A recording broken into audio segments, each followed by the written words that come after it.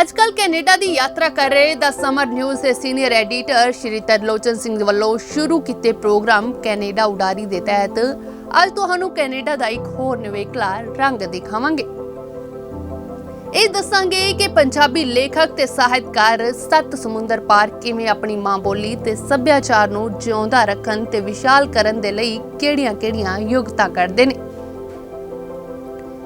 ਕੇਂਦਰੀ ਪੰਜਾਬੀ ਲੇਖਕ ਸਭਾ ਵੱਲੋਂ ਇੰਡੋ ਕੈਨੇਡੀਅਨ ਸੀਨੀਅਰ ਸੈਂਟਰ ਸਰੀ ਵਿਖੇ ਸਮਾਗਮ ਕਰਵਾਇਆ ਗਿਆ, ਜਿਸ ਦੇ ਵਿੱਚ ਦ ਸਮਰ ਨਿਊਜ਼ ਦੇ ਸੀਨੀਅਰ ਸੰਪਾਦਕ ਤਰਲੋਚਨ ਸਿੰਘ ਵਿਸ਼ੇਸ਼ ਮਹਿਮਾਨ ਦੇ ਵਜੋਂ ਸ਼ਾਮਿਲ ਹੋਏ।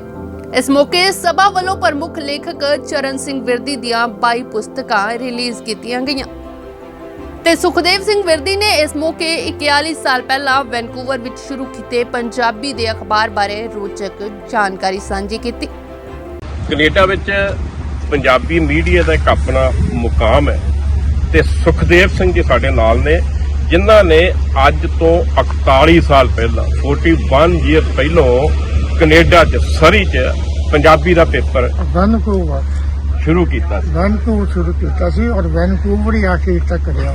ਥੋੜਾ ਪੇਪਰ ਦਾ ਨਾਂ ਦੱਸਿਓ, ਕਿਵੇਂ ਸ਼ੁਰੂ ਕੀਤਾ, ਕਿਹੜਾ ਸੰਨ ਸੀ ਉਦੋਂ? 1981 ਦਾ ਦਸੰਬਰ ਮਹੀਨਾ ਸੀ ਜੀ। 29 ਦਸੰਬਰ ਨੂੰ ਮੇਰੀ ਰਜਿਸਟ੍ਰੇਸ਼ਨ ਹੋਈ ਤੇ ਪੇਪਰ ਦੇ ਨਾਲ ਬਾਹਰ। ਕੀ ਨਾਂ ਸੀ ਉਹਦਾ? ਸੰਘਰਸ਼। ਕਿੰਨੇ ਪੰਨਿਆਂ ਦਾ ਪੇਪਰ ਸੀ?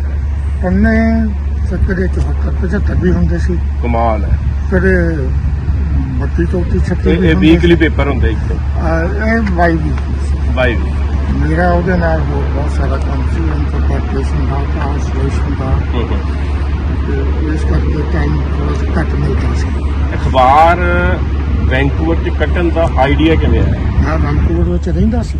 ਅੱਛਾ ਜੀ। ਆਈਡੀਆ ਇਦਾਂ ਆਇਆ ਕਿ ਗੁਰਦੁਆਰੇ 'ਚ ਕਵਿਤਾਵਾਂ ਪੜ੍ਹੀ ਗਈ ਸੀ।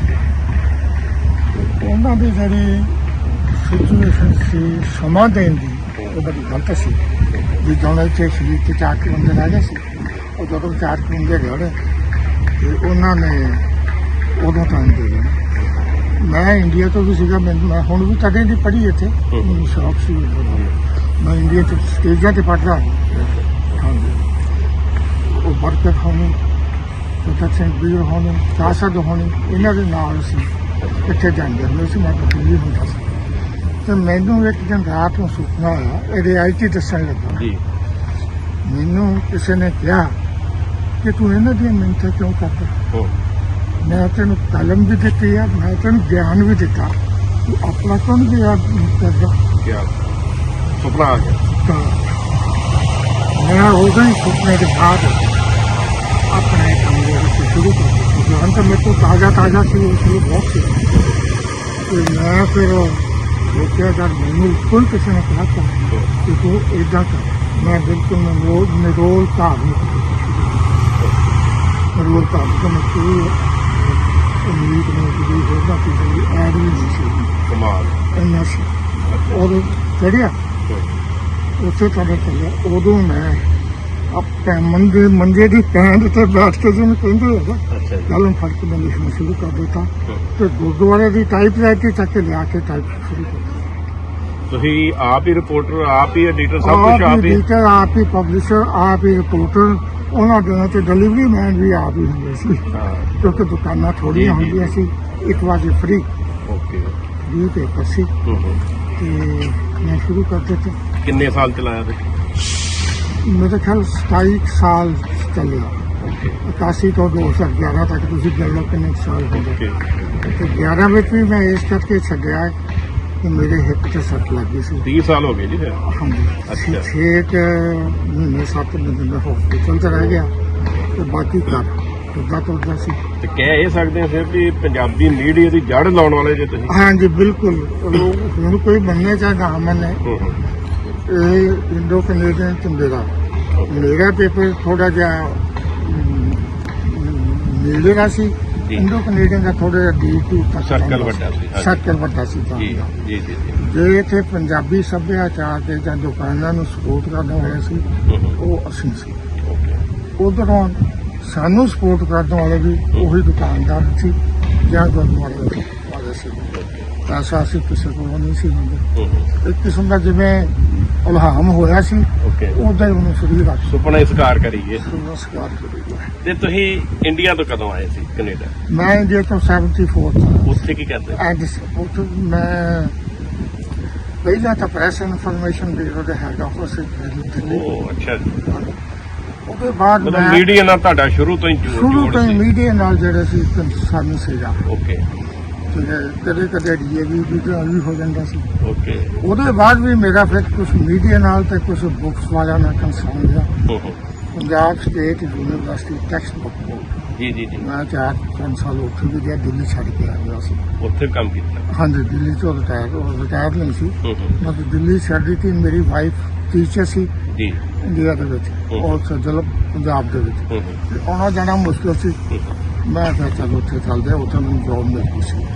ਸੁਖਦੇਵ ਸਿੰਘ ਇਹ ਦੱਸੋ, ਅੱਜ ਹਾਂਜੀ ਕੈਨੇਡਾ 'ਚ ਆਪਾਂ ਸਮੁੱਚੇ ਕੈਨੇਡਾ ਦੀ ਗੱਲ ਕਰਦੇ ਹਾਂ, ਸਾਰੀ ਵੈਂਕੂਵਰ ਵਿੱਚ ਹੀ ਆ ਜਾਊਗਾ। ਹਾਂਜੀ। ਪੰਜਾਬੀ ਮੀਡੀਆ ਦੀ ਕੀ ਸਥਿਤੀ ਹੈ? ਪੰਜਾਬੀ ਮੀਡੀਆ ਇਸ ਵੇਲੇ ਬਹੁਤ ਵਧੀਆ ਚੱਲ ਰਿਹਾ ਔਰ ਬਹੁਤ ਜ਼ਿਆਦਾ ਫੈਲ ਚੁੱਕਾ ਹੈ। ਪਰ ਟ੍ਰੈਜਡੀ ਇਹੀ ਹੈ ਥੋੜੀ ਜਿਹੀ ਕਿ ਜਿਹੜੇ ਪੇਪਰ ਹੈ ਉਹ ਦੁਕਾਨਾਂ ਦੇ ਵਿੱਚ ਨਹੀਂ, ਦੁਕਾਨਾਂ ਦੇ ਮੋਹਰੇ ਪਾਏ ਅੰਦਰ ਨਹੀਂ ਪਏ ਅੰਦਰ। ਉਹ ਕਿਉਂ? ਉਹ ਹੁਣ ਪਤਾ ਨਹੀਂ ਕੀ ਸਿਚੁਏਸ਼ਨ ਹੋਈ ਹੈ। ਪਰ ਮੈਂ ਕਦੇ ਵੀ ਜਿੰਨਾ ਚਿਰ ਅਖਬਾਰ ਚਲਾਇਆ ਦੁਕਾਨ ਦੇ ਬਾਹਰ ਅਖਬਾਰ ਨਹੀਂ ਸੀ ਰੱਖਿਆ। ਜੇ ਮੈਨੂੰ ਹੁਣ ਕਿਸੇ ਬਰੂਹਿਆਂ 'ਚ ਪਿਆ ਹੁੰਦਾ ਉਹ ਚੰਗਾ ਨਹੀਂ ਲੱਗਦਾ, ਗਰੂਡ ਵਿੱਚ ਦੇਖੋ ਰੋਲਦਾ ਹੁੰਦਾ। ਪੰਜਾਬੀ ਦੇ ਪੇਪਰ ਹੈਗੇ ਆ, ਪੇਪਰ ਬਹੁਤ ਆ ਜੀ ਔਰ ਵਧੀ ਗਏ। ਹੂੰ। ਵੀ ਇਹ ਨਹੀਂ ਕੋਈ ਘਟਿਆ ਨਹੀਂ ਕੋਈ ਵੀ। ਘਟਿਆ ਤਾਂ ਮੇਰਾ ਹੀ ਇੱਕ ਮੇਰਾ ਘਟਾਇਆ, ਬਾਕੀ ਵਧੀ ਗਏ ਹੈਗੇ ਆ। ਤੇ ਬਸ ਇਹੀ ਇੱਕ ਦਿਲ ਨੂੰ ਦੁੱਖ ਹੁੰਦਾ ਕਿ ਪੰਜਾਬੀ ਦਾ ਇੰਨਾ ਵਧੀਆ ਪੇਪਰ ਹੁੰਦੇ ਆ, ਉਹ ਸੜਕਾਂ ਤੇ ਪਏ। ਲੱਗਦਾ ਨਹੀਂ ਜਿਵੇਂ ਇੰਡੀਆ 'ਚ ਵੀ ਪ੍ਰਿੰਟ ਮੀਡੀਆ ਜਿਹੜਾ ਹਾਂ ਉਹ ਸੋਸ਼ਲ ਮੀਡੀਆ ਬਹੁਤ ਹਾਂ। ਪਸਾਰ ਗਿਆ ਪੈਰ ਆਪਣੇ, ਉਹਦੇ ਕਰਕੇ ਪਿੱਛੇ ਮੇਰੇ ਖਿਆਲ ਉਹਦਾ ਅਸਰ ਹੋਊਗਾ। I can't say ਕਿ ਤੁਹਾਨੂੰ ਇੰਡੀਆ ਦੇ ਪ੍ਰਿੰਟ ਮੀਡੀਆ ਬਹੁਤ ਗਿਆਨ ਨਹੀਂ ਵੀ ਉਹ ਪੇਪਰ ਕਿੱਦਾਂ ਰੱਖਦੇ। ਪਰ ਮੈਂ ਆਪਣੀ ਪੇਪਰ ਦੀ ਲਾਈਫ ਵਿੱਚ ਕਦੇ ਬਾਹਰ ਨਹੀਂ ਸੀ ਰੱਖਿਆ। ਦੁਕਾਨ ਦੇ ਉੱਦਾਰ ਨੂੰ ਦੇ ਕੇ ਆਉਣਾ।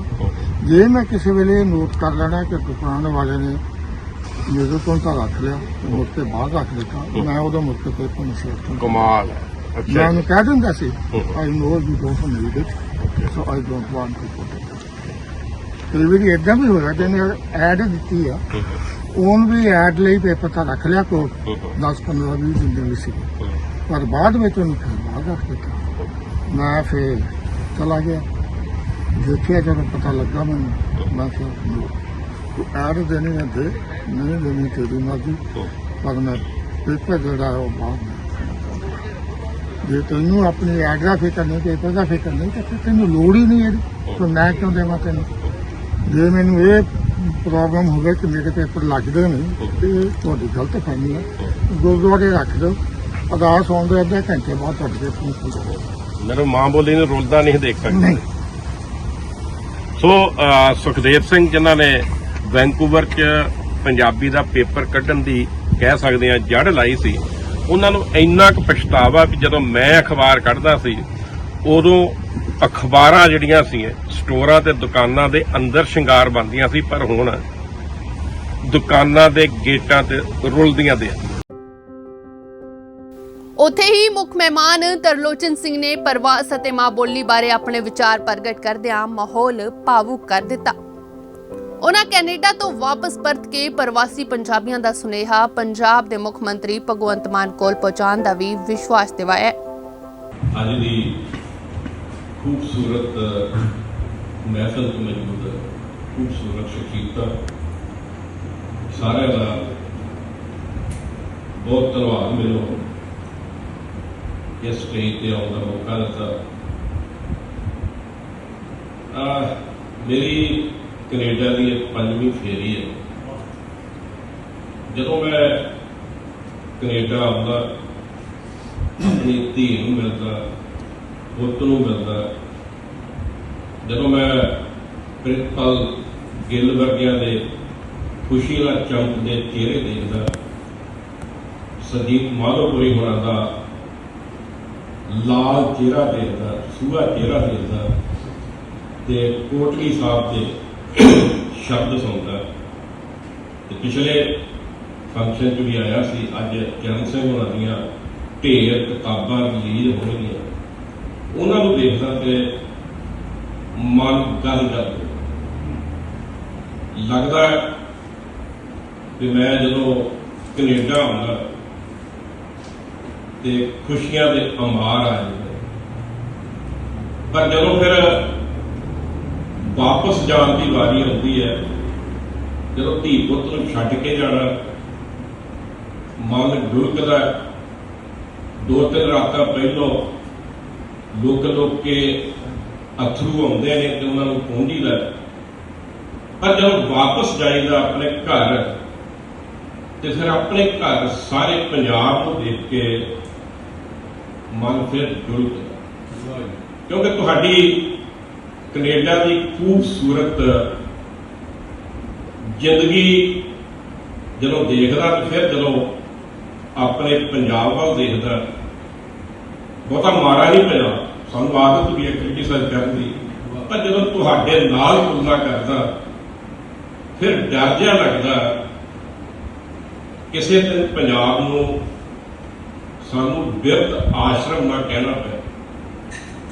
ਮੈਂ 20 ਸਾਲ ਪੰਜਾਬੀ ਟ੍ਰਿਬਿਊਨ 'ਚ ਕੰਮ ਕੀਤਾ, ਥੋੜਾ ਚਿਰ PTC ਚੈਨਲ 'ਚ ਕੀਤਾ, ਫਿਰ ਤੁਹਾਡੇ ਸ਼ਹਿਰ ਦੇ ਕਨੈਕਟ FM ਦੇ ਰੇਡੀਓ ਵਿੱਚ 5 ਮਹੀਨੇ ਸ਼ਾਮ ਦਾ ਸ਼ੋਅ ਕੀਤਾ ਤੇ ਹੁਣ ਮੈਂ ਦਾ ਸਮਰ ਨਿਊਜ਼ ਚੈਨਲ ਹੈ ਪੰਜਾਬ ਦਾ ਇੱਕ, ਉਹਦਾ ਸੀਨੀਅਰ ਐਡੀਟਰ ਹੈ। ਔਰ ਇੱਕ ਜਰਨਲਿਸਟ ਨੂੰ ਆਦਤ ਹੁੰਦੀ ਹੈ, ਹੋਣੀ ਵੀ ਚਾਹੀਦੀ ਹੈ, ਵੀ ਉਹ ਹਰੇਕ ਗੱਲ ਨੂੰ ਖੜੋਚ ਕੇ ਦੇਖੇ, ਇਹ ਖੁਸ਼ੀਆਂ ਵਿੱਚ ਕੀ ਹੈ, ਇਹ ਗਮੀਆਂ ਵਿੱਚ ਕੀ ਹੈ। ਸੋ ਮੈਂ ਜਦੋਂ ਵੀ ਜਾਂਦਾ ਦੋਸਤੋ ਇਸ ਦੁਬਿਧਾ ਵਿੱਚ ਜਾਂਦਾ ਵੀ ਜਿਹੜੇ ਪੰਜਾਬ ਤੋਂ ਆਏ ਇੱਥੇ ਸਾਡੇ ਭਰਾ ਭੈਣ ਪੁੱਤ ਬੱਚੇ ਨੇ, ਜੇ ਉਹ ਇੱਥੇ ਖੁਸ਼ ਰਹਿ ਸਕਦੇ ਨੇ, ਜੇ ਕੋਟਲੀ ਸਾਹਿਬ ਤੇ ਇਹ ਕੈਨੇਡਾ ਦੇ ਗੁਣਗਾਨ ਕਰ ਸਕਦੇ ਨੇ, ਤੇ ਸਾਨੂੰ ਕਦੀ ਕਦੀ ਆਪਣੇ ਪੰਜਾਬ ਨੂੰ ਆਪਣੇ ਦੇਸ਼ ਨੂੰ ਕ੍ਰਿਟਿਸਾਈਜ਼ ਕਿਉਂ ਕਰਨਾ? ਇੱਕ ਛੋਟੀ ਜਿਹੀ ਐਗਜ਼ਾਮਪਲ ਦਊਂਗਾ ਮੈਂ। ਜਦੋਂ ਵੈਨਕੂਵਰ 에ਅਰਪੋਰਟ ਤੇ ਆਈਦਾ ਤੇ ਪੰਜਾਬੀ ਸ਼ਬਦ ਮਿਲਦੇ ਨੇ, ਜੀ ਆਇਆਂ ਨੂੰ, ਸਵਾਗਤ। ਮੈਂ ਬਲਵੰਤ ਸਿੰਘ ਸੰਘੇੜਾ ਉਹਨਾਂ ਦੀ ਇੰਟਰਵਿਊ ਕੀਤੀ ਸੀ, ਉਹਨਾਂ ਨੇ ਦੱਸਿਆ ਵੀ ਕਿਵੇਂ ਤੁਸੀਂ ਸਾਰਿਆਂ ਨੇ ਯਤਨ ਕਰਕੇ ਆਪਣੇ ਸਾਰੀ ਕੈਨੇਡਾ ਆਪਣੀ ਮਾਂ ਬੋਲੀ ਪੰਜਾਬੀ ਨੂੰ ਕਿਵੇਂ ਸਿਖਰ ਤੇ ਪਹੁੰਚਾਇਆ। ਪਰ ਇੱਕ ਐਗਜ਼ਾਮਪਲ ਦਊਂਗਾ ਮੈਂ ਚੰਡੀਗੜ੍ਹ ਦਾ ਮੁੱਦਾ ਹੁਣ ਵੀ ਬੜਾ ਗਰਮਾਇਆ ਪਿਆ। ਉਹ ਚੰਡੀਗੜ੍ਹ ਜਿਹੜੀ ਪੰਜਾਬ ਦੀ ਰਾਜਧਾਨੀ ਹੈ, ਜਿਹਨੂੰ 28 ਪੰਜਾਬੀ ਪਿੰਡਾਂ ਨੂੰ ਉਜਾੜ ਕੇ ਪੰਜਾਬ ਦੀ ਰਾਜਧਾਨੀ ਵਜੋਂ ਉਸਾਰਿਆ ਸੀ, 28 ਪੰਜਾਬੀ ਪਿੰਡਾਂ ਦੇ ਲੋਕਾਂ ਨੂੰ ਟੱਪਰੀ ਵਾਸ ਬਣਾਤਾ ਸੀ, ਇਹ ਭੁਲਾਵਾ ਦੇ ਕੇ ਵੀ ਤੁਹਾਡੇ ਘਰ ਤੁਹਾਡੇ ਖੇਤ ਕੌਡੀਆਂ ਦੇ ਭਾਅ ਖੋ ਕੇ ਤੁਹਾਨੂੰ ਦੁਨੀਆ ਦਾ ਸਭ ਤੋਂ ਸੁੰਦਰ ਸ਼ਹਿਰ ਬਣਾ ਕੇ ਦੇਣਾ, ਜਿਹੜਾ ਪੰਜਾਬ ਦੀ ਰਾਜਧਾਨੀ ਹੋਊਗੀ। 1 ਨਵੰਬਰ 1966 ਨੂੰ ਉਹਦੇ ਤੇ ਡਿਊਟੀ ਦੀ ਸਟੈਂਪ ਲਾਤੀ। ਔਰ ਦੁਖਾਂਤਾਂ ਦਾ ਦੁਖਾਂਤ ਇਹ ਹੈ ਵੀ 1 ਨਵੰਬਰ 1966 ਤੋਂ ਲੈ ਕੇ ਅੱਜ ਤੱਕ ਸ਼ਾਇਦ 56 ਸਾਲ ਹੋ ਗਏ ਨੇ, ਤੁਹਾਡੇ ਸੂਬੇ ਦੀ ਰਾਜਧਾਨੀ ਦੀ ਸਰਕਾਰੀ ਭਾਸ਼ਾ ਅੰਗਰੇਜ਼ੀ ਹੈ। ਚੰਡੀਗੜ੍ਹ ਆਪਣੀ ਰਾਜਧਾਨੀ 'ਚ ਵੱਸਦੇ ਪੰਜਾਬੀਆਂ ਨੂੰ ਚੰਡੀਗੜ੍ਹ ਪ੍ਰਸ਼ਾਸਨ ਦੇ ਦਫ਼ਤਰਾਂ ਵਿੱਚ ਪੰਜਾਬੀ 'ਚ ਪੱਤਰ ਲਿਖਣ ਦਾ ਅਧਿਕਾਰ ਨਹੀਂ ਹੈ। ਜਦੋਂ ਇਹ ਗੱਲਾਂ ਕੈਨੇਡਾ ਤੋਂ ਵਾਪਸ ਜਾ ਕੇ ਯਾਦ ਆਉਂਦੀਆਂ ਨੇ ਤੇ ਮਨ ਤੇ ਫਿਰ ਦੁਖਣਾ ਹੀ ਹੈ। ਮੈਂ ਬਹੁਤਾ ਲੰਬਾ ਨਹੀਂ ਜਾਣਾ ਚਾਹੁੰਦਾ। ਭਗਵੰਤ ਮਾਨ ਮੇਰੇ ਮਿੱਤਰ ਨੇ, ਜਦੋਂ ਦਾ ਇੱਥੇ ਆਇਆ 2-3 ਵਾਰੀ ਉਹਨਾਂ ਦਾ ਫੋਨ ਆਇਆ, ਹੁਣ ਐਤਵਾਰ ਵੀ ਫੋਨ ਆਇਆ ਸੀ ਤੇ ਹੋਰ ਗੱਲਾਂ ਕਰਨ ਤੋਂ ਬਾਅਦ ਕਹਿੰਦੇ ਵੀ ਮੇਰੀ ਮਾੜੀ ਗੱਲ ਮੈਨੂੰ ਜ਼ਰੂਰ ਦੱਸਿਆ ਕਰ। ਤੇ ਮੈਂ ਕਿਹਾ ਵੀ ਜਦੋਂ ਮੈਂ ਆਊਂਗਾ ਤੇ ਮੈਂ NRI ਜਿਹੜੇ ਆਪਣੇ ਸੱਜਣ ਇੱਥੇ ਪੰਜਾਬੀ ਪ੍ਰਵਾਸੀ ਵਸਦੇ ਨੇ, ਮੈਂ ਉਹਨਾਂ ਦੀ ਗੱਲ ਤੁਹਾਡੇ ਨਾਲ ਜ਼ਰੂਰ ਕਰੂੰਗਾ। ਤੇ ਮੈਨੂੰ ਲੱਗਦਾ ਵੀ ਇਹ ਸਾਰਾ ਪ੍ਰਵਾਹ ਦੇਖਣ ਤੋਂ ਬਾਅਦ ਮੈਂ ਭਗਵੰਤ ਮਾਨ ਨੂੰ ਜਾ ਕੇ ਇੱਕ ਬੇਨਤੀ ਕਰੂੰਗਾ ਵੀ ਜਿਹੜੇ ਕੈਨੇਡਾ, ਅਮਰੀਕਾ, ਇੰਗਲੈਂਡ ਜਾਂ ਹੋਰ ਦੇਸ਼ਾਂ 'ਚ ਵਸਦੇ ਪੰਜਾਬੀ ਨੇ ਜਿਨ੍ਹਾਂ ਦੇ ਬਹੁਤ ਵੱਡੇ ਨਾਂ ਨੇ, ਉਹਨਾਂ ਨੂੰ ਪੰਜਾਬ ਬੁਲਾ ਕੇ ਕੋਈ ਕਨਵੈਨਸ਼ਨ, ਕੋਈ ਕਾਨਫਰੰਸ ਦੇ ਹੋਟਲ 'ਚ ਡਿਨਰ ਕਰਨ ਦੀ ਥਾਂ ਤੇ ਉਹਨਾਂ ਦਾ ਕਿਤੇ ਸਾਲ 'ਚ ਇੱਕ ਵਾਰੀ ਸਾਰੇ ਪੰਜਾਬ 'ਚ ਟੂਰ ਲਵਾ ਦਿਆ ਕਰੋ। ਉਹਨਾਂ ਦੇ ਸ਼ਬਦ ਜਿਹੜੇ ਨੇ ਪਿੰਡਾਂ ਸ਼ਹਿਰਾਂ ਵਿੱਚ ਜਾ ਕੇ ਪੰਜਾਬੀਆਂ ਨੂੰ ਸੁਣਾਇਆ ਕਰੋ, ਤਾਂ ਜੋ ਸ਼ਹਿਰ ਗਿੱਲ ਸਾਹਿਬ ਵਰਗੇ, ਮਾਧੋਪੁਰੀ ਸਾਹਿਬ ਵਰਗੇ, ਕੋਟਲੀ ਸਾਹਿਬ ਵਰਗੇ ਜਾਂ ਹੋਰ ਜਿਹੜੇ ਸੱਜਣ ਜਗ ਸਿੰਘ ਹੋਣੀ ਬੈਠੇ ਨੇ, ਇਹਨਾਂ ਦੇ ਸ਼ਬਦ ਸੁਣ ਕੇ ਪੰਜਾਬ ਵਿੱਚ ਵੀ ਤੁਹਾਡੇ ਕੈਨੇਡਾ ਵੱਲ ਖੁਸ਼ੀਆਂ ਦਾ ਪ੍ਰਸਾਰਾ ਹੋ ਸਕੇ। ਇਹਨਾਂ ਕਹਿੰਦਾ ਹੋਇਆ ਮੈਂ ਧੰਨਵਾਦੀਆਂ ਇੱਕ ਵਾਰੀ ਫਿਰ ਸਾਰੇ ਸੱਜਣਾਂ ਦਾ ਮੈਂ ਬਹੁਤ ਤਹਿ ਦਿਲੋਂ ਧੰਨਵਾਦ ਕਰਦਾ ਜਿਨ੍ਹਾਂ ਨੇ ਮੈਨੂੰ ਅੱਜ ਬੋਲਣ ਦਾ ਮੌਕਾ ਦਿੱਤਾ ਤੇ ਸਟੇਜ ਤੇ ਬੈਠਣ ਦਾ ਵੀ ਜਿਹੜਾ ਮੌਕਾ ਦਿੱਤਾ। ਬਹੁਤ ਮਿਹਰਬਾਨੀ। ਸਤਿ ਸ਼੍ਰੀ ਅਕਾਲ। ਉੱਥੇ ਇਸ ਸਭਾ ਦੇ ਪ੍ਰਧਾਨ ਪ੍ਰਿਤਪਾਲ ਸਿੰਘ ਗਿੱਲ ਨੇ ਨਵੀਂ ਪੰਜਾਬੀ ਪੋਂਦ ਦੇ ਆਪਣੀ ਮਾਂ ਬੋਲੀ ਨਾਲੋਂ ਟੁੱਟਣ ਤੇ ਚਿੰਤਾ ਪ੍ਰਗਟਾਈ। ਮੈਨੂੰ ਇੱਥੇ ਆ ਕੇ ਲੱਗਦਾ ਵੀ ਸ਼ਾਇਦ ਅਸਲ ਵਿੱਚ ਪੰਜਾਬੀ ਸਾਡੀ ਮਾਂ ਬੋਲੀ ਇੱਥੇ ਜਿਉਂਦੀ ਹੈ, ਸਾਡੇ ਉਧਰ ਤੇ ਕਿਤੇ ਨਾ ਕਿਤੇ ਬੇਗਾਨੀ ਲੱਗਦੀ ਹੈ। ਸਾਰਾ ਪ੍ਰਵਾਹ ਕਿਵੇਂ ਚੱਲੇ?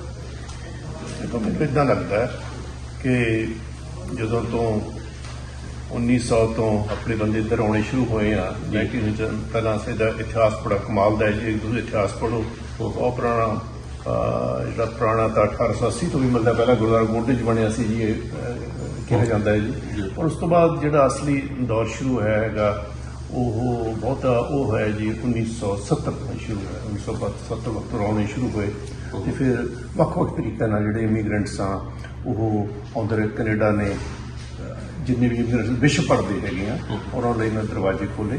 ਜੀ ਆਇਆ ਕਿ ਹਰ ਇੱਕ ਨੂੰ, ਪਰ ਉਹਨਾਂ ਦੀ ਇਹ ਹੈ ਕਿ ਉਹ ਜਾਇਜ਼ ਠੀਕ ਲੋਕ ਆਉਣ। ਜਿੱਦਾਂ ਹੁਣ ਕੋਈ ਕ੍ਰਿਮੀਨਲ ਟਾਈਪ ਜਾਂ ਹੋਰ ਤਰ੍ਹਾਂ ਉਹ ਉਹਨਾਂ ਨੂੰ ਬਿਲਕੁਲ ਪਸੰਦ ਨਹੀਂ ਕਰਦੇ, ਸਾਰੇ ਬਦਨਾਮ। ਹਾਂ, ਸਾਰੇ ਬਦਨਾਮ ਹੁੰਦੇ ਆ। ਪਰ ਉਸ ਤੋਂ ਬਾਅਦ ਜਿਹੜੇ ਸਾਡੇ ਲੋਕ ਸੀ, ਸਾਡੇ ਵਿਸ਼ੇਸ਼ ਤੌਰ ਤੇ ਮੈਂ ਪੰਜਾਬੀਆਂ ਨੂੰ ਕਹਾਂਗਾ, ਕੋਈ ਪੰਜਾਬੀਆਂ ਦੀ ਪਰਸੈਂਟੇਜ ਬਹੁਤ ਵੱਡੀ ਪਰਸੈਂਟੇਜ ਹੈ ਇੱਥੇ। ਸੋ ਉਹਨਾਂ ਨੇ ਆ ਕੇ ਜੋ ਮੱਲਾਂ ਇੱਥੇ ਮਾਰੀਆਂ ਉਹ ਸ਼ਾਇਦ ਪੰਜਾਬ ਦੇ ਵਿੱਚ ਜਾਂ ਭਾਰਤ ਵਿੱਚ ਨਹੀਂ ਮਾਰ ਸਕਦੇ ਸੀ।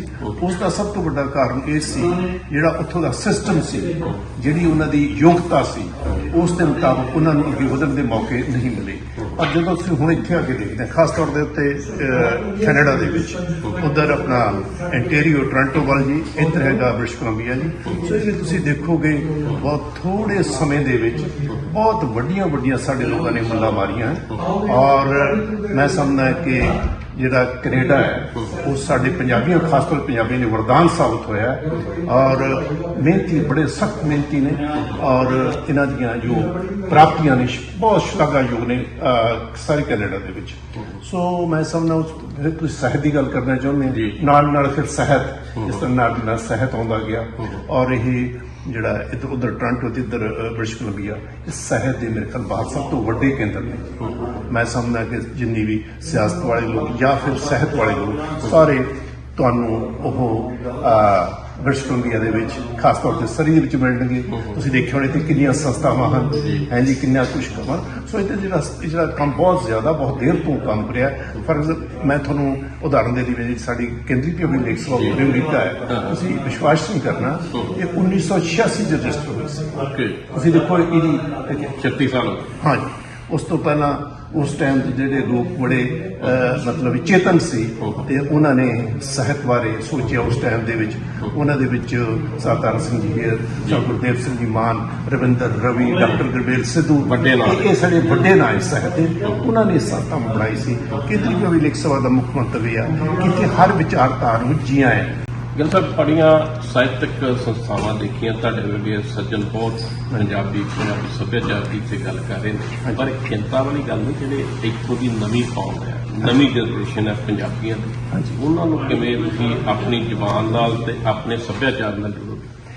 ਜਿਹੜਾ ਤੁਹਾਡਾ ਕੁਐਸਚਨ ਇਹ ਇੰਡੀਆ ਵਿੱਚ ਵੀ ਹੁੰਦਾ ਤੇ ਇੱਥੇ ਵੀ ਹੁੰਦਾ ਹੈਗਾ। ਸੋ ਮੈਨੂੰ ਲੱਗਦਾ ਹੈ ਜਿਹੜੇ ਤਾਂ ਬੱਚੇ ਉੱਥੋਂ ਆ ਰਹੇ ਨੇ, ਜਿਹੜੀ ਸਾਡੀ ਪੰਜਾਬੀ ਸੁਰੱਖਿਅਤ ਹੈਗੀ ਆ, ਜਿਹੜੀ ਇਮੀਗ੍ਰੇਸ਼ਨ ਇੰਡੀਆ ਤੋਂ ਹੋ ਰਹੀ ਆ, ਪੰਜਾਬ ਤੋਂ ਹੋ ਰਹੀ ਆ, ਭਾਰਤ ਤੋਂ ਹੋ ਰਹੀ ਆ, ਅਸਲ ਵਿੱਚ ਉਹੀ ਇਸ ਨੂੰ ਜਿੰਦਾ ਰੱਖ ਰਹੇ ਨੇ। ਓਕੇ ਤੇ ਜਿਹੜੀ ਉਹ ਸਰੋਤ ਬਾਂਦੇ ਜਿਉਂਦਾ ਰੱਖਣ ਦੇ ਉਹ ਸਭ ਤੋਂ ਵੱਡਾ ਸਰੋਤ ਹੈ ਜੀ, ਸਭ ਤੋਂ ਵੱਡਾ ਮੈਂ ਤਾਂ ਕਹੂੰਗਾ ਵੀ ਉਹ ਸਾਰੇ ਕੈਨੇਡਾ ਦੇ ਲਈ ਬਹੁਤ ਵੱਡਾ ਮੈਂ asset ਕੱਟ ਰਿਹਾ ਤੁਹਾਨੂੰ ਇਹਦਾ ਮਤਲਬ ਇਹ ਵੀ ਜਿਹੜੇ ਬਾਹਰੋਂ ਨਵੀਂ ਜਨਰੇਸ਼ਨ ਪੰਜਾਬ ਤੋਂ ਆਉਂਦੇ ਨੇ ਸਾਡੇ ਵਿਦਿਆਰਥੀ ਉਹ ਇੱਥੋਂ ਦੀ ਜਿਹੜੀ ਨਵੀਂ ਜਨਰੇਸ਼ਨ ਇੱਥੋਂ ਦੇ ਜਿਹੜੇ ਪੈਦਾ ਹੋਏ ਬੱਚੇ ਨੇ ਉਹਨਾਂ ਨਾਲ ਜਦੋਂ ਘੁਲਦੇ ਮਿਲਦੇ ਨੇ ਸਕੂਲਾਂ ਕਾਲਜਾਂ ਤੇ ਤੁਹਾਡਾ ਮਤਲਬ ਉੱਥੇ ਉਹ ਸਰੋਤ ਬਣਦੇ ਨੇ। ਨਹੀਂ ਜਿਹੜੀ ਜਨਰੇਸ਼ਨ ਉਠਾਉਂਦੀ ਜਿਹੜੀ ਉਹ ਆਪਣੇ ਪਿੱਛੋਂ ਆਉਂਦੇ ਆ ਹਾਂ। ਉਹ ਆਪਣੇ ਨਾਲ ਉਹ ਸੱਭਿਆਚਾਰਕ ਕੀਮਤਾਂ ਸਾਹਿਤ ਨਾਲ ਲੈ ਕੇ ਆਉਂਦੇ ਨੇ ਉਸ ਵਿੱਚ ਜੰਮੇ ਪੜੇ ਨੇ ਉਸ ਦੇ ਵਿੱਚ ਸੋ ਮੈਂ ਸਮਝਦਾ ਉਹਨਾਂ ਦਾ ਮੈਂ ਸਮਝਦਾ ਬਹੁਤ ਵੱਡਾ ਯੋਗਦਾਨ ਆ ਜਿਹੜੀ ਸਾਡੀ ਇੱਥੋਂ ਦੀ ਜੰਮ ਪੜੇਗੀ ਆ ਜੇ ਮੈਂ ਮੁਕਾਬਲਤਨ ਦੇਖਾਂ ਉਹ ਇੰਨੀ ਉਹਨਾਂ ਦੀ ਦਿਲਚਸਪੀ ਨਹੀਂ ਹੈ ਮੈਂ ਤੁਹਾਨੂੰ ਕੁਦਰਤੀ ਹਾਂ, ਜੰਮੇ ਪਲੇ ਹੀ ਕਿਉਂਕਿ ਇੱਥੇ ਜੰਮੇ ਪੜੇ ਨੇ ਜਦੋਂ ਅਸੀਂ ਉਹਦੇ ਠੋਸਦੇ ਆ ਅਸੀਂ ਕਹਿੰਦੇ ਆਹ ਕਰੋ ਤੇ ਮੈਨੂੰ ਲੱਗਦਾ ਕਿ ਜਿਹੜੇ ਉਹ ਨੇ ਉਹ ਇੰਨੇ ਖਿੱਚ ਉਹਨਾਂ ਦੀ ਨਹੀਂ ਹੈਗੀ ਕਿਉਂਕਿ ਉਹ ਇਸ ਵਾਤਾਵਰਨ ਵਿੱਚ ਜੰਮੇ ਪੜੇ ਨੇ ਉਹਨਾਂ ਦੀ ਕਦਰਾਂ ਕੀਮਤਾਂ ਇਸ ਦੇਸ਼ ਦੇ ਮੁਤਾਬਕ ਆ ਤੇ ਉਸੇ ਨੂੰ ਫੋਰਸ ਕਰਦੇ ਆ ਅਸੀਂ ਫੋਰਸ ਤਾਂ ਕਰ ਲੈਂਦੇ ਉਹਨਾਂ ਨੂੰ ਪਰ ਬੜੀ ਦੇਰ ਉਹ ਇਸ ਜੋ ਸੱਭਿਆਚਾਰ ਦੇ ਵਿੱਚ ਜੋ ਵੈਸਟਰਨ ਹੈਗਾ ਮੇਨ ਸਟ੍ਰੀਮ ਆ ਉਹਦੇ ਵਿੱਚ ਉਹ ਜ਼ਿਆਦਾ ਮਰਚ ਹੋ ਜਾਂਦੇ ਨੇ ਉਹਦੇ ਵਿੱਚ ਗਿੱਲ ਸਾਹਿਬ ਜਾਂ ਮਾਧੋਪੁਰੀ ਸਾਹਿਬ ਜਾਂ ਹੋਰ ਜਿਹੜੇ ਰੰਧਾਵਾ ਸਾਹਿਬ ਉਹ ਸੱਜਣ ਤੁਸੀਂ ਸਾਰੇ ਲੱਗੇ ਜੇ ਹਾਂ ਫਿਰ ਲੱਗਦਾ ਨਹੀਂ ਕਿ ਅਗਲੀਆਂ ਜਨਰੇਸ਼ਨਾਂ ਜਿਹੜੀਆਂ ਨੇ ਉਹ ਫਿਰ ਜਦੋਂ ਆਪਣੇ ਸੱਭਿਆਚਾਰ ਆਪਣੀ ਬੋਲੀ ਤੋਂ ਵਿਹੋਣੀਆਂ ਹੋਣਗੀਆਂ ਤੇ ਕਿਤੇ ਨਾ ਕਿਤੇ ਝੋਰਾ ਪਛਤਾਵਾ ਹੋਊਗਾ।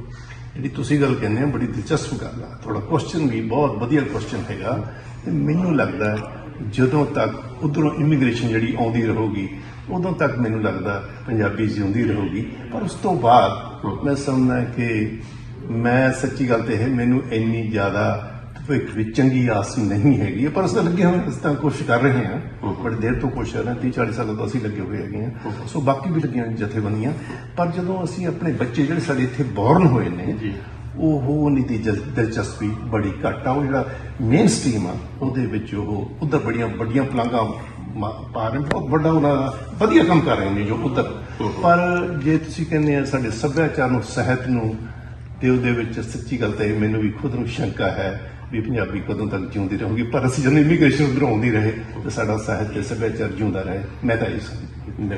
ਪਲਵਿੰਦਰ ਸਿੰਘ ਰੰਧਾਵਾ ਤੇ ਮੀਤ ਪ੍ਰਧਾਨ ਸੁਰਜੀਤ ਸਿੰਘ ਮਾਧੋਪੁਰੀ ਨੇ ਕੈਨੇਡਾ ਵਿੱਚ ਪੰਜਾਬੀ ਭਾਸ਼ਾ ਦੀ ਚੜ੍ਹਤ ਤੋਂ ਜਿੱਥੇ ਜਾਣੂ ਕਰਵਾਇਆ ਉੱਥੇ ਹੀ ਮਾਂ ਬੋਲੀ ਦੇ ਭਵਿੱਖ ਦੇ ਉੱਤੇ ਚਿੰਤਾ ਵੀ ਪ੍ਰਗਟ ਕੀਤੀ।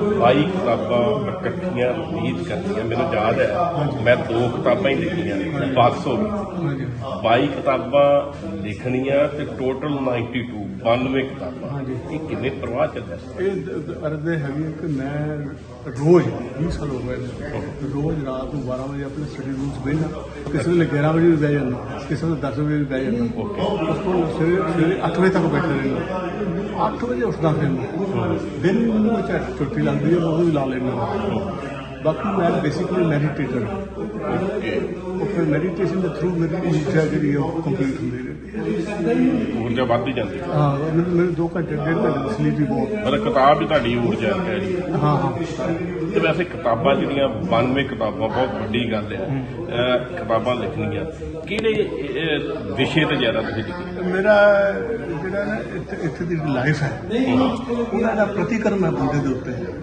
ਉਹਦੇ ਵਿੱਚੋਂ ਮੈਂ ਲਿਖਿਆ ਔਰ ਮੈਨੂੰ ਇਹ ਸਿਸਟਮ ਬਿਲਕੁਲ ਪਸੰਦ ਨਹੀਂ ਹੈਗਾ ਮੈਂ ਚਾਹੁੰਦਾ ਮੇਰੀ ਜਿੰਨਾ ਵੀ ਕਾਬ ਹੈਗਾ ਉਹ ਇੱਕ ਨਵੀਂ ਸੰਸਾਰ ਹੋਣਾ ਚਾਹੁੰਦਾ ਜਿਹੜਾ ਮਨੁੱਖਤਾ ਅਨੁਕੂਲ ਹੋਵੇ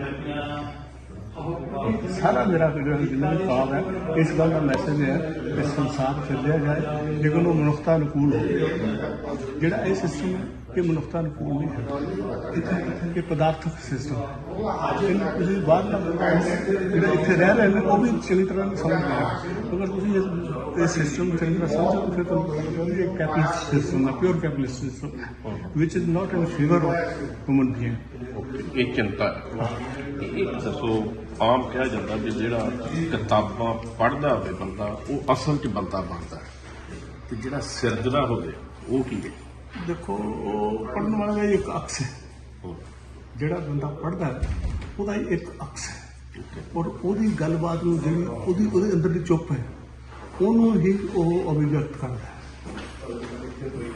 ਮਨੁੱਖ ਤੋਂ ਬਿਨਾਂ ਮਨੁੱਖ ਦੀ ਸਟੱਡੀ ਕਰਨ ਤੋਂ ਬਿਨਾਂ ਕੋਈ ਸਾਹਿਤ ਪੈਦਾ ਨਹੀਂ ਹੋ ਸਕਦਾ ਕਿਸੇ ਕਿਸਮ ਦੀ ਵਿਧਾ ਪੈਦਾ ਨਹੀਂ ਹੋ ਸਕਦੀ ਜਿਹੜੇ ਲੋਕ ਕਹਿੰਦੇ ਨੇ ਲਿਟਰੇਚਰ ਫਾਰ ਆਰਟ वो गलत है, क्योंकि लिटरेचर हमेशा ही जिंदगी से निकलता है, चाहे वो आर्ट्स फॉर आर्ट हो, चाहे आर्ट हो चाहे लोकाने हो। जो सोना है वो जीवन है, ਜੇ ਜੀਵਨ ਤੋਂ ਨਿਕਲਦਾ ਲਿਟਰੇਚਰ ਤੇ ਉਹ ਆਰਟਸ ਫॉर ਆਰਟਸ ਕਿੱਦਾਂ ਹੋ ਸਕਦਾ। ਮੈਂ ਕੈਨੇਡਾ ਆਉਣ ਤੋਂ ਕੁਝ ਦਿਨ ਪਹਿਲਾਂ ਹੀ ਚੰਡੀਗੜ੍ਹ ਇੱਕ ਕੁਝ ਸਾਹਿਤਕਾਰ ਸੱਜਣਾ ਨਾਲ ਗੱਲ ਕੀਤੀ ਸੀ। ਮੈਂ ਪੁੱਛਿਆ ਸੀ ਤੂੰ ਕਿਤਾਬਾਂ ਪੜ੍ਹਨ ਵਾਲੇ ਤੇ ਬੜੇ ਵਿਰਲੇ ਰਹਿ ਗਏ, ਕੀ ਕਰਨੀਆਂ ਕਿਤਾਬਾਂ? ਤੇ ਕਹਿੰਦੇ ਸਿਉਂਕ ਤੇ ਹੈਗੀ ਉਹ ਖਾਲੀ। ਨਹੀਂ ਇੰਨੀ ਛੇਤੀ ਜਿਹੜੀ ਹੈ ਨਾ ਭਾਸ਼ਾ ਦੇਖੋ, ਮੈਂ ਕਿਤਾਬਾਂ ਦੀ ਗੱਲ ਕਰ ਹਾਂ, ਕਿਤਾਬਾਂ ਵੀ ਭਾਸ਼ਾ ਦੇ ਨਾਲ ਸੰਬੰਧ ਰੱਖਦੀਆਂ ਨੇ। ਦੇਖੋ ਫਰੀਦ 1173 ਪੈਦਾ ਹੋਇਆ, ਪੰਜਾਬੀ ਭਾਸ਼ਾ ਫਰੀਦ ਦੀ ਬਾਣੀ ਪੜ੍ਹੋ ਤੇ ਸਿਖਰ ਤੇ ਹੈ ਉਸ ਵੇਲੇ। ਇਤਨੀ ਮਿੱਠੀ ਔਰ ਇਤਨੀ ਠੇਠ ਪੰਜਾਬੀ ਭਾਸ਼ਾ ਤੁਹਾਨੂੰ ਹੋਰ ਕਿਸੇ ਦਿੱਲੀ ਮਿਲਦੀ ਜਿੰਨੀ ਫਰੀਦ ਦੀ। ਉਸ ਲੈਵਲ ਤੇ ਭਾਸ਼ਾ ਨੂੰ ਪਹੁੰਚਣ ਲੱਗਿਆ ਕਿੰਨੀਆਂ ਸਦੀਆਂ ਲੱਗ ਗਈਆਂ, ਉਹਨੂੰ ਮਿਟਣ ਲੱਗਿਆ ਨਹੀਂ ਉਨੀਆਂ ਹੀ ਸਦੀਆਂ ਲੱਗ ਗਈਆਂ। ਚਿੰਤਾ ਦੀ ਗੱਲ ਨਹੀਂ, ਮੇਰੇ ਲਈ ਕੋਈ ਚਿੰਤਾ ਦੀ ਗੱਲ ਨਹੀਂ। ਹੋ ਸਕਦਾ ਉੱਥੇ ਦੇ ਮਾਹੌਲ ਵਿੱਚ ਚਿੰਤਾ ਦੀ ਗੱਲ ਹੋਵੇ, ਇੱਥੇ ਜਿਹੜਾ ਮਾਹੌਲ ਹੈ ਉਹ ਵੱਖਰਾ ਹੈ। ਇੱਥੇ ਹਰ ਗੁਰਦੁਆਰਾ ਜਿਹੜਾ ਗੁਰਦੁਆਰਾ ਉਹਦੇ ਵਿੱਚ ਇੱਕ ਸਕੂਲ ਹੈ ਜਿਹਦੇ ਵਿੱਚ ਐਜੂਕੇਸ਼ਨ ਦਿੱਤੀ ਜਾਂਦੀ ਪੰਜਾਬੀ ਬੱਚਿਆਂ ਨੂੰ ਕੀਰਤਨ ਪੜ੍ਹਾਇਆ ਜਾਂਦਾ ਹੈ, ਗੁਰੂ ਗ੍ਰੰਥ ਸਾਹਿਬ ਪੜ੍ਹਾਇਆ ਜਾਂਦਾ ਹੈ। ਸੋ ਇਹ ਵੱਧ ਰਹੀ ਹੈ ਪੰਜਾਬੀ। ਜਿਹੜਾ ਪਹਿਲੇ ਦੇਖੋ ਜਿਹੜਾ ਸ਼ਬਦ ਹੁੰਦਾ ਨਾ ਉਹ ਨਿਜਾਤ ਹੁੰਦਾ ਹੈ, ਉਹ ਮਰਦਾ ਕਦੀ ਨਹੀਂ, ਸ਼ਬਦ ਨਹੀਂ ਮਰਦਾ। ਇਸ ਕਰਕੇ ਭਾਸ਼ਾ ਸ਼ਬਦ ਨਾਲ ਸੰਬੰਧ ਹੈ। ਸ਼ਬਦ ਬੇਸ਼ੱਕ ਸੰਕੇਤਕ ਹੁੰਦਾ, ਸ਼ਬਦ ਦੇ ਵਿੱਚ ਯਥਾਰਥ ਨਹੀਂ ਹੁੰਦਾ। ਸ਼ਬਦ ਦੇ ਜਿਹੜੇ ਪ੍ਰੇਮ ਹੈ, ਸ਼ਬਦ ਇੱਕ ਪ੍ਰੇਮ ਹੈ, ਸ਼ਬਦ 'ਚ ਪ੍ਰੇਮ ਨਹੀਂ, ਉਹਦੇ ਅਰਥ 'ਚ ਪ੍ਰੇਮ ਹੈ। ਮੇਰੀ ਗੱਲ ਤੁਸੀਂ ਸਮਝ? ਇਸ ਕਰਕੇ ਭਾਸ਼ਾ ਛੇਤੀ ਨਹੀਂ ਮੰਨਦੀ, ਕਿਉਂਕਿ ਸ਼ਬਦ ਨਿਜਾਤ ਹੈ।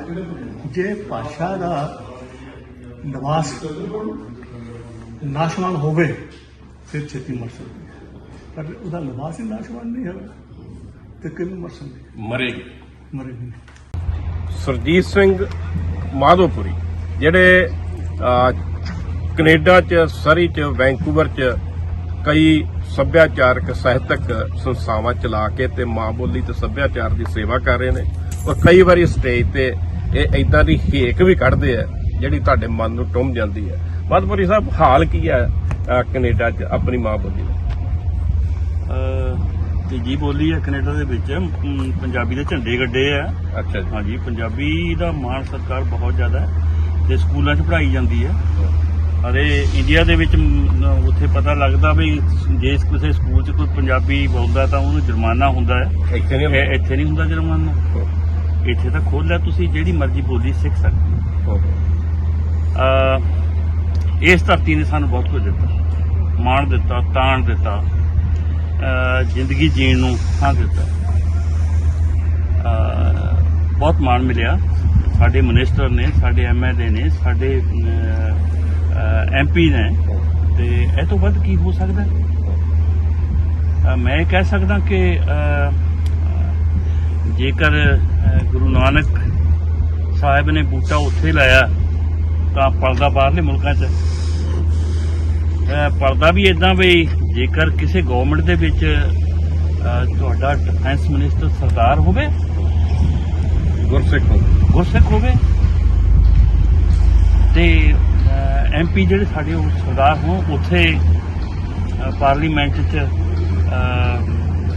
ਉਹਨਾਂ ਦੇ ਬਰਾਬਰ ਬੈਠੇ ਹੋਣ, ਜਿਨ੍ਹਾਂ ਦੇ ਕੋਲੋਂ ਕਦੇ ਵੋਟ ਲੈਣ ਦਾ ਤੁਹਾਨੂੰ ਹੱਕ ਹੈ ਨਹੀਂ ਸੀ ਉਸ ਟਾਈਮ ਪਹਿਲਾਂ, ਕਿਉਂਕਿ ਵੋਟ ਸਭ ਤੋਂ ਵੱਡੀ ਗੱਲ ਹੈ ਕਿ ਜਿਨ੍ਹਾਂ ਬਜ਼ੁਰਗਾਂ ਨੇ ਸਾਨੂੰ ਵੋਟ ਦਾ ਹੱਕ ਦਵਾਇਆ ਇੱਥੇ, ਉਹਨਾਂ ਵਾਸਤੇ ਸਾਡਾ ਸਿਰ ਝੁਕਦਾ। ਪਰ ਫਿਰ ਸਾਹਿਬ, ਆਪਣੇ ਸ਼ਬਦਾਂ 'ਚ ਤੁਸੀਂ ਕੈਨੇਡਾ ਬਾਰੇ ਜੋ ਬੋਲਦੇ ਜੋ, ਕੈਨੇਡਾ ਬੜਾ ਖੂਬਸੂਰਤ ਮੁਲਕ ਹੈ ਤੇ ਸਭ ਤੋਂ ਪਹਿਲਾਂ ਮੈਂ ਤਾਂ ਉਹਨਾਂ ਬਜ਼ੁਰਗਾਂ ਨੂੰ ਸਜਦਾ ਕਰਦਾ ਜਿਨ੍ਹਾਂ ਨੇ ਸਾਡੇ ਵਾਸਤੇ ਰਾਹ ਖੋਲ੍ਹੇ, ਜਿਨ੍ਹਾਂ ਦੇ ਸਦਕੇ ਸਾਨੂੰ ਵੋਟ ਪਾਉਣ ਦਾ ਹੱਕ ਮਿਲਿਆ, ਜਿਨ੍ਹਾਂ ਬਜ਼ੁਰਗਾਂ ਦੇ ਸਦਕੇ ਅਸੀਂ ਇੱਥੇ, ਉਹਨਾਂ ਕਦਮਾਂ ਨੂੰ ਹੈ ਪ੍ਰਣਾਮ ਸਾਡਾ। ਬਗਾਨੀ ਬੋਲੀ ਬਗਾਨੇ ਦੇਸ਼ ਅੰਦਰ ਪਹੁੰਚੇ ਬਣ ਕੇ ਕੈਨੇਡਾ ਪੈਗਾਮ ਸਾਡਾ। ਬ੍ਰਿਟਿਸ਼ ਕੋਲੰਬੀਆ ਤੋਂ ਓਟਵਾ ਤੱਕ ਦੇਖੋ, ਬ੍ਰਿਟਿਸ਼ ਕੋਲੰਬੀਆ ਤੋਂ ਓਟਵਾ ਤੱਕ ਦੇਖੋ, ਉੱਚਾ ਕਰ ਗਏ ਮਾਨ ਸਨਮਾਨ ਸਾਡਾ। सिर ते लखां मुसीबतां झल्लियां ने, सुरजीत कर गए नामो निशान साडे। ये धरती एक मैं होर इहदे बारे गीत लिखिआ कि देश कनेडा बड़ा महान, मेरा देश कनेडा बड़ा महान, जिंदगी जीण नूं थां दिता है, कुल दुनिया विच नां दिता है, जिंदगी जीण नूं थां दिता है, ਜਿਹੜਾ ਇਸ ਧਰਤੀ ਤੇ ਆ ਕੇ ਪੈਰ ਰੱਖ ਦਿੰਦਾ ਹੈ ਨਾ, ਉਹਨੂੰ ਹੱਕ ਬਰਾਬਰ ਦੇ ਮਿਲਦੇ ਨੇ। ਇਹ ਧਰਤੀ ਇਦਾਂ ਦੀ ਹੈ, ਗੁਰੂ ਨਾਨਕ ਦੀ ਧਰਤੀ ਲੱਗੀ ਹੈ।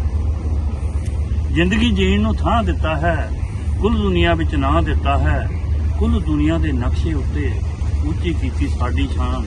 ਇਹ ਦੇਸ਼ ਕੈਨੇਡਾ ਬੜਾ ਮਹਾਨ, ਮੇਰਾ ਦੇਸ਼ ਕੈਨੇਡਾ ਬੜਾ ਮਹਾਨ। ਹੱਕ ਹਕੂਕ ਕਰੇ ਰਖਵਾਲੀ, ਦੇਸ਼ ਕੈਨੇਡਾ ਸਭ ਦਾ ਵਾਲੀ। हक हकूक करे रखवाली, देश कनेडा सब दा वाली। वो मैपल लीफ फ्लैग झूलदा, झूले विच आसमान, मेरा देश कनेडा बड़ा महान, मेरा देश कनेडा बड़ा महान। मैं कल कुछ लाइनां होर लिखियां कि नस्ल धर्म भिन्न भेत नहीं है, नस्ल धर्म भिन्न भेत नहीं है, जात पात उपदेश नहीं है।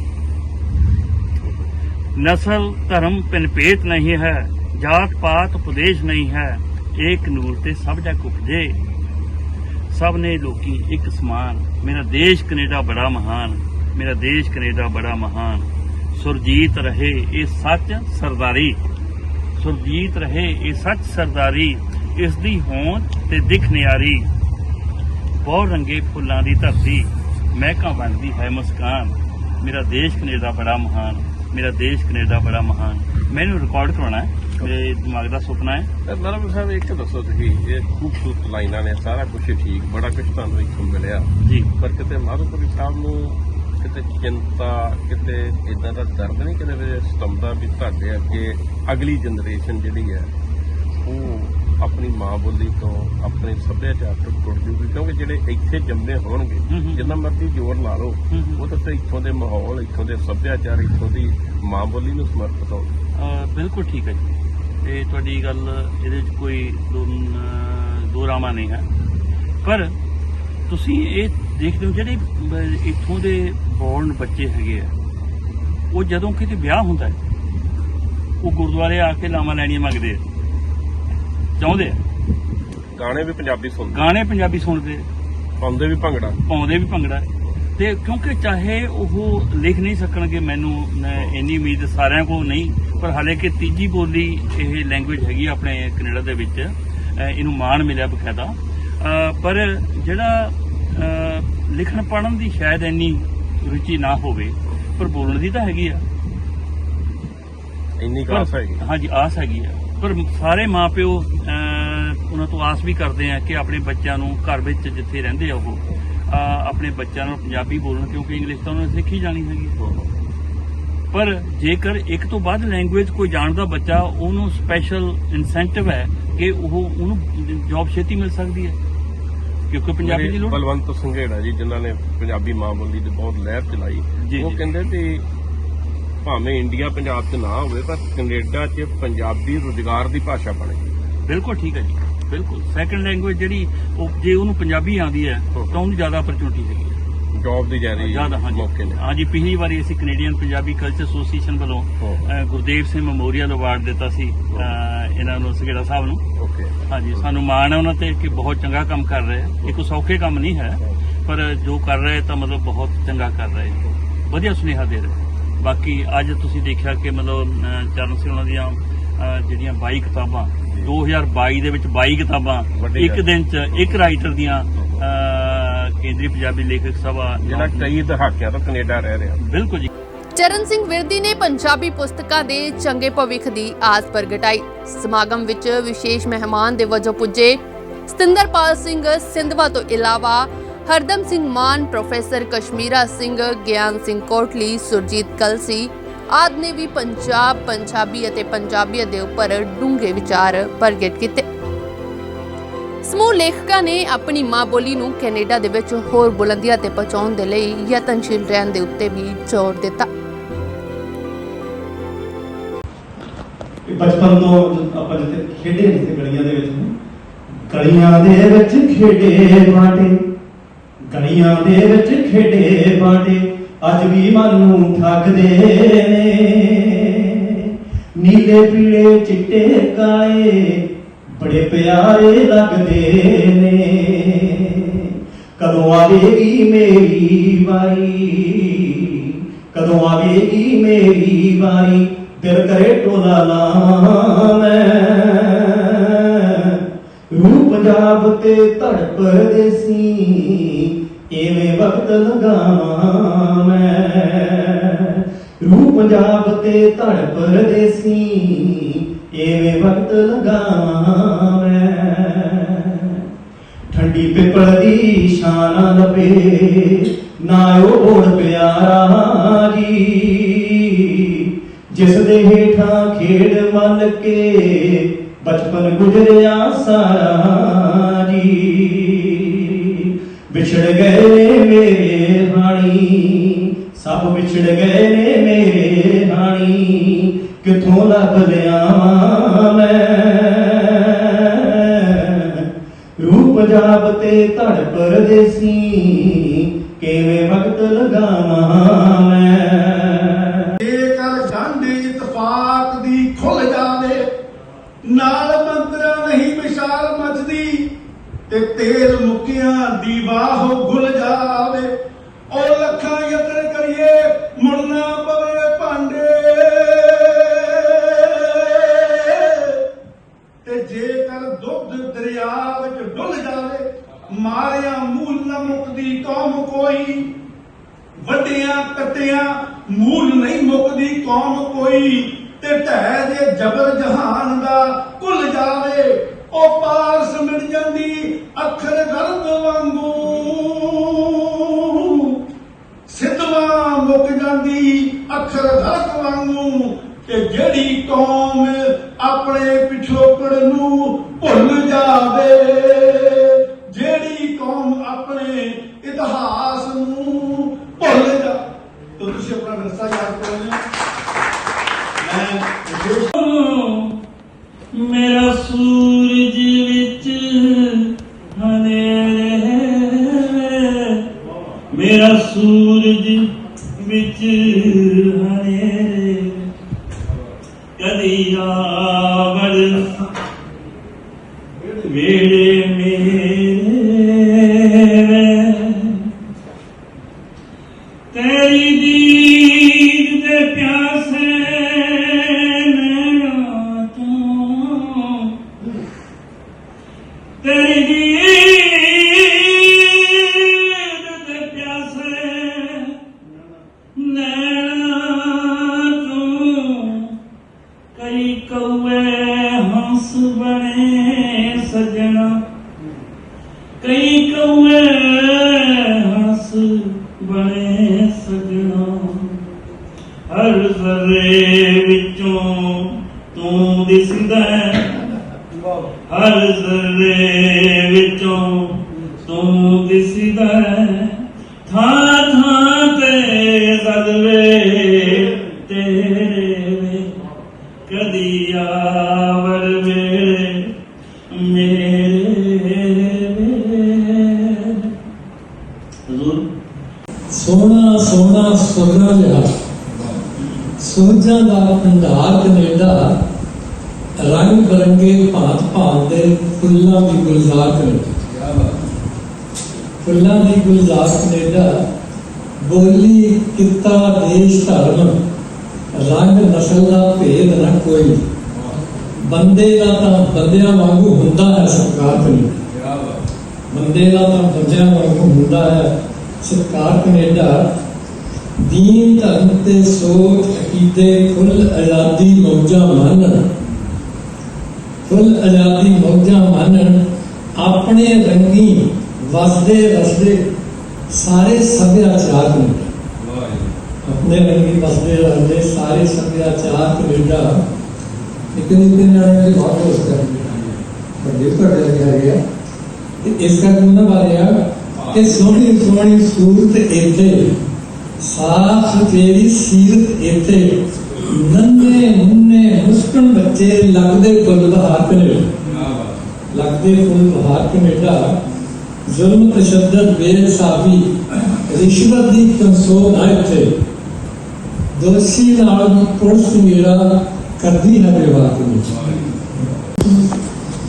ਇਸ ਦੀ ਰਜ਼ਾ ਵਿੱਚ ਰਹਿਣ ਦਾ ਸੁਨੇਹਾ ਸਭ ਨੂੰ ਸੁਣਾਉਂਗੀ। ਪਾਪਾ ਤੁਹਾਡੀ ਸੋਚ हर घर चल जाए। वेले न बैठ कुछ किया कर, अगर कुछ काम नहीं तो दिल कर सिया कर। काम ही कर्म है, काम करके कर्म बनाऊंगी। पापा ਤੁਹਾਡੀ सोच हर घर चल जाए। समय की शिकायत कदे भुल के नहीं करनी। जायज है लिहाज रखना सबका, पर नजायज भरपाई किसी दी नहीं भरनी। चाह पुलिसी शब्द सुनाने वाले ने सुनाऊंगी। पापा ਤੁਹਾਡੀ सोच हर घर च पहुंचाए। शब्द ही है जो राज करा देंगे, शब्द ही है जो भीख मंगा देंगे। शब्द ਨੂੰ संभालना, शब्द नाल जुड़ना सब मिट जाता है, शब्द रह जाते हैं। ਕੈਨੇਡਾ ਤੋਂ ਸੀਨੀਅਰ ਐਡੀਟਰ ਤਰਲੋਚਨ ਸਿੰਘ ਦੀ ਵਿਸ਼ੇਸ਼ ਰਿਪੋਰਟ ਦ ਸਮਰ ਨਿਊਜ਼।